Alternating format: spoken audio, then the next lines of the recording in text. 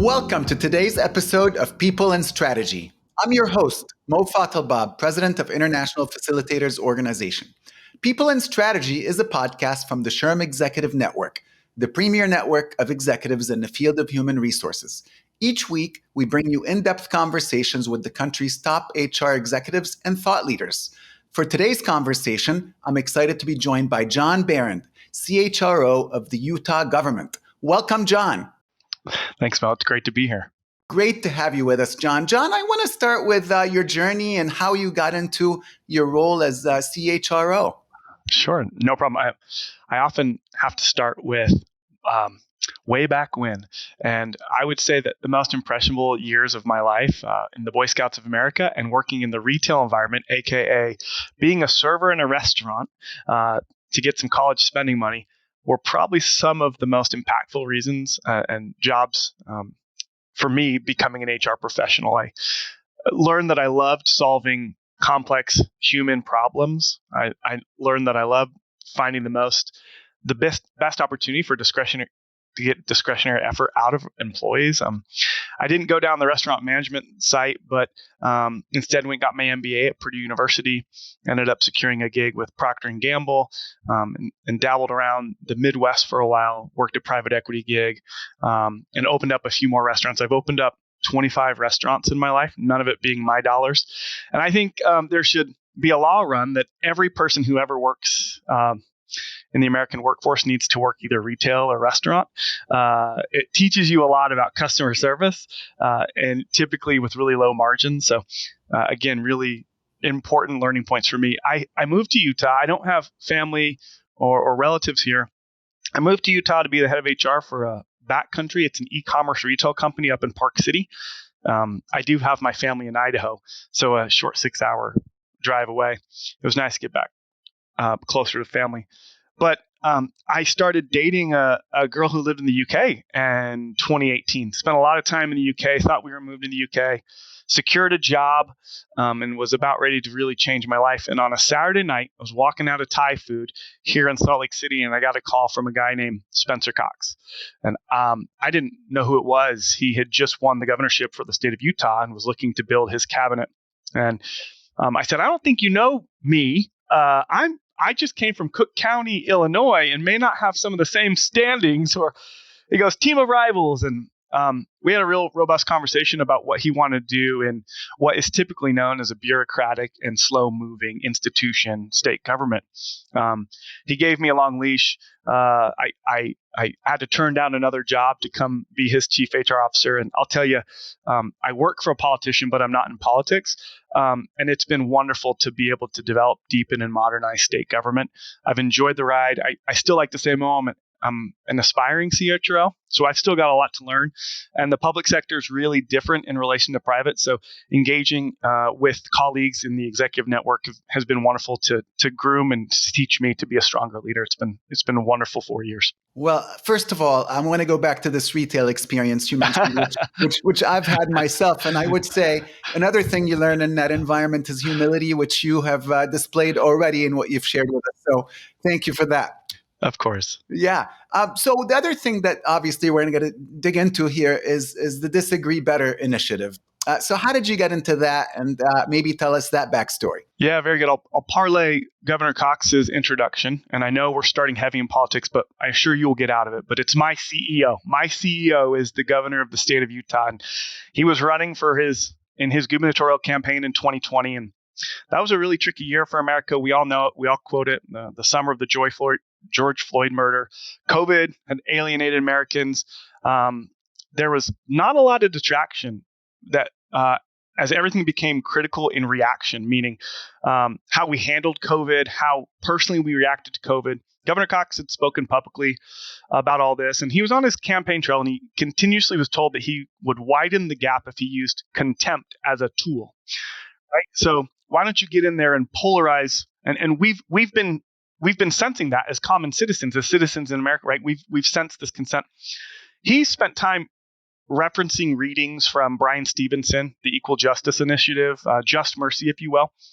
Brian talks a lot about getting proximate to problems, and proximity gives you insights that you can't learn from a distance. So his political strategists were saying, why would you ever get proximate to your competition? By the way, you're the Republican candidate in a Republican. We haven't gone Democrat in Utah in 60 years. Why would you even give this Democratic candidate a platform on which to speak? You're only doing him a favor. But against the wishes of the political strategists that he had hired, he put him and his Democratic candidate in a commercial that said, hey, we may disagree, but we're going to learn to disagree better. We're going to honor the outcome of the election. If you remember, that was kind of like red meat and vitriol in the environment at that time. They both loved America. They both loved Utah, even though they thought it should be managed maybe differently. The video went viral.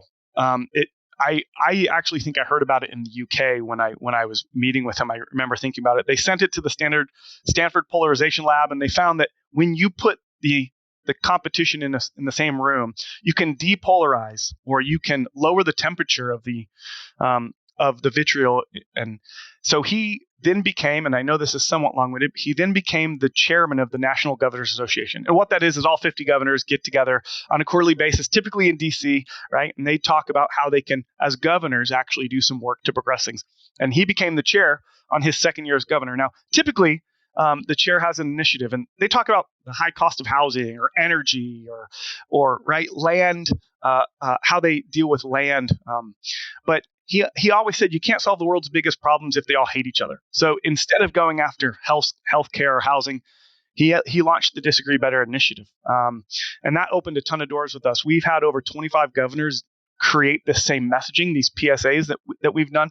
My team, the LOD team, DHRM, the Department of Human Resource Management, has really picked this up over the last year as we attempt to lower the temperature of polarization, hate in the political landscape, but also there's significant impact in our space, right? So we've been invited to train the Utah State Legislature.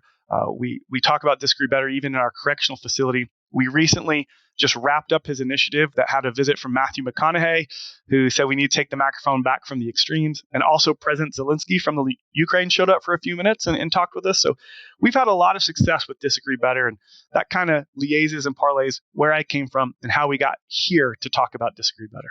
I love it. And I also remember you saying in our prep conversation that you all have trained 3,800 of your managers at the state level in this Disagree Better initiative. Is that, tell us more about that. Yeah. So we, of course, are always working on stronger performance management. I always say I have 21 unique business units. That's a private sector way of saying it.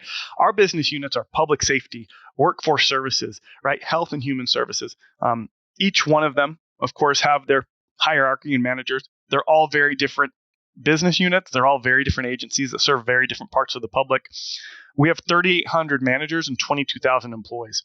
So we've been really pressing performance management, and not just the operations side, but how we create stronger succession planning and what stepping into conflict looks like. So our team, the DHRM team, the trainers of our organization have really jumped in, and first of all, we went and got certified in something called Crucial Conversations, which is a great external group that works with teaching you how to step into conflict and to identify what conflict is. It's either task, so the what, or it's the who, or it's contempt. And we've got to learn to abandon the contempt. But we're having great success. We're watching. I don't know if it's correlation causation, but we're seeing great numbers in our ENPS scores and our surveys, and in the pride of working for the state of Utah, as well as our attrition. We're really, I think we're impacting this on a positive note right now, for sure. I gotta tell you, I mean, a lot of companies are afraid to have these conversations, and to see that a government is leading the way in doing this is quite impressive. So kudos to you. Well, thank you. We're having fun doing it. I will say it doesn't come without its risks, its myths, or some outputs. As one example, you have to know what's appropriate to talk about at work. Now, I live in a political world, so talking about transgender issues can be a thing. However, do I think that the HR recruiter needs to talk about that with the finance manager on the way in the door? Probably not. So one of the first things is make sure we have a box of understanding as to what type of conversations are appropriate, because while we're dealing with conflict, doesn't mean we need to deal with every type of conflict. SHRM itself has said that 44% of employees have felt dismissed due to a politically charged conversation in the workforce. Now, I'm not suggesting I'm welcoming in all of those conversations into our zeitgeist or into our daily meetings. We do need to know how to either push those away or maybe not welcome every one of those politically charged conversations. But when we do get in that space, what are we doing to solve it? For sure. Let's dig into these myths. Very good. Yeah. So let's first tell us what the myths are, and then let's talk about each one of them. As we've talked about Disagree Better in the state of Utah for now going on 2 years with its major initiative, which has been delivered now in many different ways. I think there's 4 things that I've found that are really standing up as important things to discredit in front of managers or CEOs or agency leaders. The first is, in order to be a good person, you need to disagree less. And that couldn't be further from the truth. People will tell you that when there's a lack of conflict, it's a sign of progress. And lack of progress, lack of disagreement is the exact opposite. It creates stagnation and stifles the dynamism that we've hired our employees to create, right? So you don't have to give up your own beliefs or disagree, but you do need to know how to show empathy in an uncomfortable situation. Can you talk about hurt feelings without hurting feelings? And that's a Johnny Taylor quote that I've been using as we've kind of blended civility and disagree better across the way. So don't equate disagreement with unkindness. And I think, the Utah way is very conflict adverse. That's what we teach. And so understanding that you can engage in conflict and reducing conflict is not an outcome we're looking for here. Working through healthy conflict is the right thing. Because we need to have the conversations. Because if we don't have the conversations, what happens? I think you're right, Mo. And that leads to the second myth. You can opt out of disagreements. Ignoring the conflict grows the conflict, right? And conflict is frequent when candor is safe. When you are allowed the permission to participate, and when you as a leader model it, you typically get better outcomes. Opting out or actually hiding conflict. My executive coach recently told me your team in 2025 needs to see how you deal with conflict. What is your relationship with conflict? Because sometimes we take conflict and we go hide and we solve conflict in a dark room. Now, there's a time and place. I'm not suggesting that you have your staff meeting and have the aggressive, conflicting conversation, but I am suggesting that people need to know that conflict exists. And by choosing to opt out, you lose the game. You're not even playing the game, in fact. So you have to participate in the disagreement. I love that. By choosing to opt out, you're not even playing the game and you're losing the game. You don't even participate. The third would be, I think this has become relevant and somewhat rudimentary in conversation. I think a lot of people assume that disagreement has been minimized in virtual environments. And of course, that can't be further from the truth. In fact, you have to work harder to illuminate what conflict is. I often say that working hybrid, working remotely, you minimize the surface area or the touch points, right? And that's what a lot of us, when we hang on in office work or togetherness work, you're actually trying to increase surface area for innovation. So the converse is if you're working remotely, you're reducing the surface area for conversation. And typically conversation has to come with some form of disagreement or conflict. So a lot of people will hide behind remote work or hybrid work as a reason to discount the amount of disagreement in their organization, when actually you need to have a standard process or an organized thought on how to solve conflict in the hybrid work. Yeah. And what's the fourth myth? I think the fourth for me that I've seen that I speak about the most is that disagreeing better is an inherent trait, or you either have it or you don't. When in actuality, conflict management, conflict resolution, we know is a skill set that you can develop, right? These are not skills that you are born with or born without. Sure. Someone more gregarious or more direct or more empathetic, right? We all have our leaning strengths, but every one of us can create a more natural, if not secondhand, reaction to conflict if we practice it. So you've got to practice conflict. So all that sounds incredibly on point to me. Here's my question. To what extent have you seen the conflict averse people that we know and love actually stepping up and going into these difficult conversations versus sticking to their old tried and true habits of sweeping it under the rug? Yeah, that's a great question. And if I might self-disclose, I every assessment I ever take, I come across conflict adverse. I which is an interesting spot to be in as a chief HR officer who believes I can only influence my organization without authority. If your HR person has authority, your organization is probably set up wrong. You are the key influencer of your organization, so you provide recommendations, and a lot of times those recommendations get thwarted or analyzed or over scrutinized. For me, as a conflict averse person, what I've been practicing, and this is why my coach gave me this feedback, was when I get offended, and I typically present my whole self in a recommendation. So it's really easy for me to get offended when I make a recommendation. Oh, here's how we should analyze our time off policy, and here's what it's costing the taxpayers. And then I get the feedback. I have to go back, and I did this just Monday of this week. I set up my feelings journal, and it's a working document that my senior vice president or deputy have access to, and we analyze my comments, and then we say, is this a feeling or is this a right, or is this a business outcome we're looking to drive? And we kind of tear me apart, but we have that trusted relationship to do so. So once I understand the lay of the land, my reaction or what I heard in that conversation, and it takes a few days, you can tell I've been working on this since Monday. I then craft my own response, right? And then I typically have to find the courage to go have the conversation, because nobody wants to get that, hey, here's how I felt email. I need to continue to engage. I need the medium to meet the mode, right? So I go and re-engage with that leader. And it's tough because it shows sometimes weakness. It also shows a vulnerability. I am definitely conflict averse, and I've definitely had to really work hard to pivot as to what this looks like. It's interesting you use the word vulnerability, because to me, vulnerability can mean a lot of things, some of which I think are good, some of which may not be so good. But it takes vulnerability to step out of your comfort zone and have a conflict or disagreement conversation that you otherwise may not want to have. Well, thanks, Mo. It certainly isn't easy, and like I said, that's why I'm grateful for the tools and even some of the thoughts that my teams put together to help other practical leaders, CEOs, CHROs, and your audience maybe get a little stronger in this path for sure. Love it. So something else you talk about is called the perception gap. Can you please tell us what that is? The perception gap is really interesting.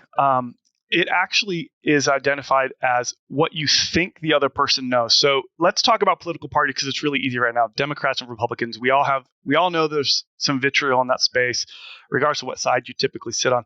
Remember when there used to be moderates? Right? Remember that day? Right? What are those? The political polarization is created that typically the perception gap is this group thinks they know what that group is thinking, just based on either some stereotypes, some stigmas, right? Or some conversations or whatever was put into the zeitgeist with the last post, with the last comment, or the last question. So it's getting to the point where they think they know what the other person thinks without even asking them. And typically, and what Stanford studies, the depolarization and social change lab has shared with me, is that they're typically about 30% off, meaning 30% inaccuracy just to engage in the conversation. It also leads to typically that person who has the perception gap choosing to do something that is disadvantageous to the conversation before the other person will, just so they can, quote unquote, get ahead in that conversation. So the perception gap is extremely dangerous. It's something you need to be very aware of. And there's guides, toolkits, and systems that you can use to try to tear that perception gap down for sure. What's one simple tip that you might, if there is a simple tip that you might suggest for getting over this perception gap? It's definitely figuring out how to align to the problem and not the person. So often I find when you step back and ask some really simple questions, such as, do we agree that our mission is important? Are we aligned on the goal being the right goal? Is our chosen path? Because at some point in the business world, you have to make a project plan. Does our path make sense? Are we still on the right path? And then you get to some interesting ones. Obstacle. Can we point at the obstacle? Do we know that? Do we have the same obstacle? And that's been my most favorite question to ask, because that's usually when it becomes personal. If you're pointing at the problem, you say, no, I think you're the problem. No. What's the problem to us getting solved? And that typically seems to be the most pivotal question. And then priority. Are we paying attention to how big of a priority this is? Because a lot of times you can get frustrated or you can have conflict not understanding how important this is to the other stakeholder. And if you don't put solid deadlines or expected turnaround times on things, it can get really tricky really quick. So some of that speaks to improving manager-employee relationships. Can you expound upon that bit for a second? Yeah, I look. We know that the most important component of anyone's cultural aspect or cultural view of their work sits with their relationship with their manager, right? So if a manager doesn't set those clear expectations, aka be a people manager, right, then you know that you're probably going to engage in some conflict. So we try to once again align our managers to what the issues are. When they come to any of my team of 140 and say, I'm having some conflict, and they typically don't use that word in this space, with my direct report, we try to ask them, right, what task are you looking to resolve and how do you get ahead of it?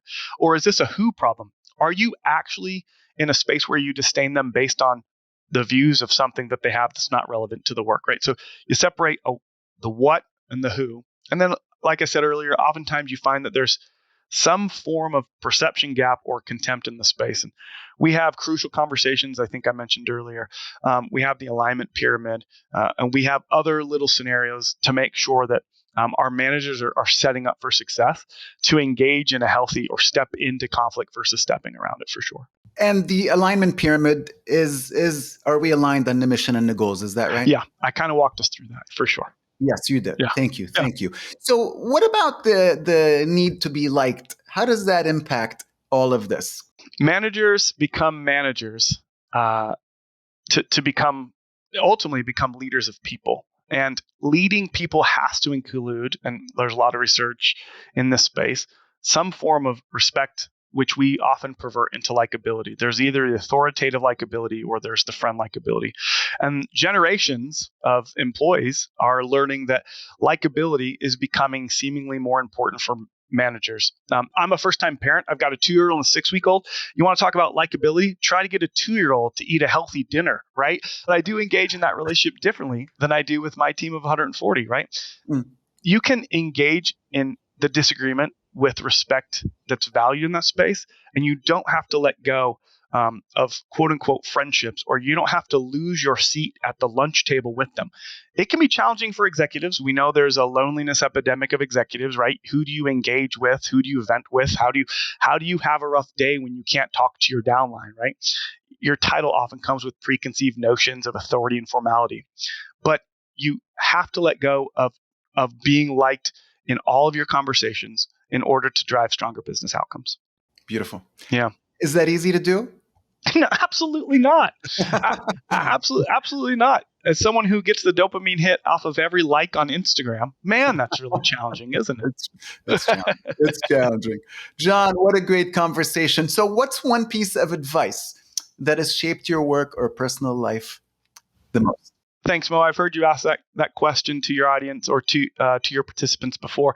I think the one that I think about the most happened early in my career when I, as an HR professional, was convinced I was going to change the world with this recommendation or this policy or this project or this initiative.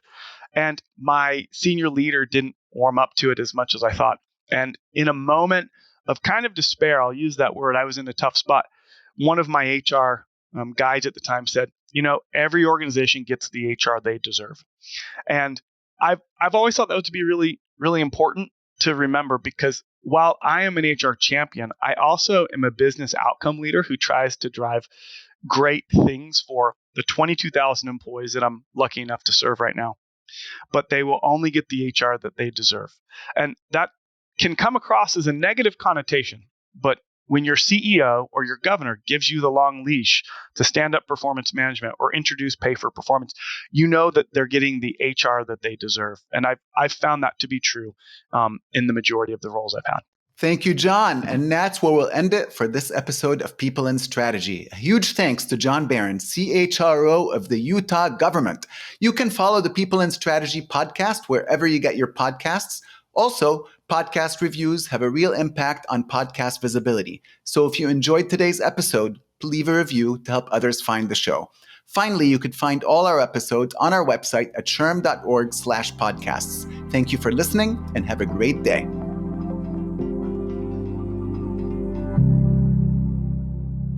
SHRM